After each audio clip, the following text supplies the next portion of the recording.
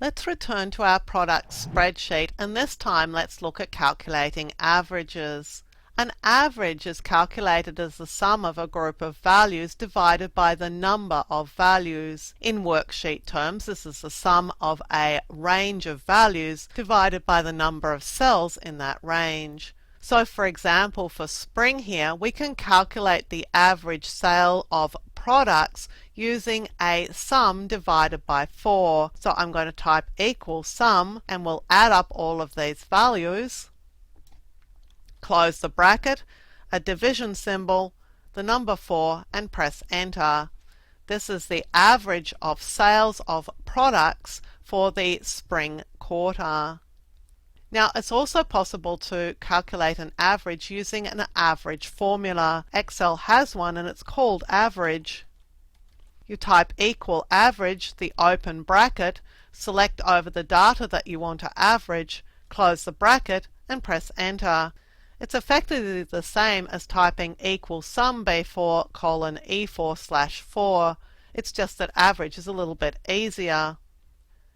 The AutoSum function here can also average for you. I'm going to select all the cells that I want to average plus an empty cell, and then instead of clicking this to get a total, I'm going to click the drop-down list to get average. And Excel creates an average formula in this cell for me automatically. Now let's have a look at a situation where the answer that Excel gives us may not be the answer that we expect or want. I'm going to select over this entire range of data plus an extra column, and I'm going to calculate averages for all these expenses. I'll choose average.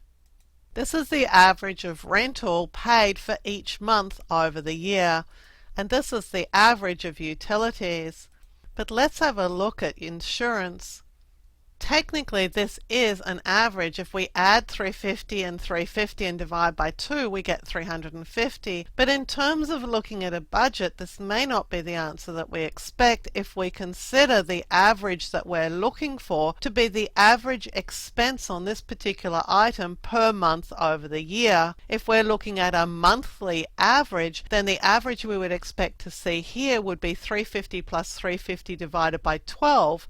Not 350 by 350 divided by 2. So in this situation, I'm going to delete this value and I'm going to type in my own version of average, the concept of summing 12 months worth of data and then divide by 12.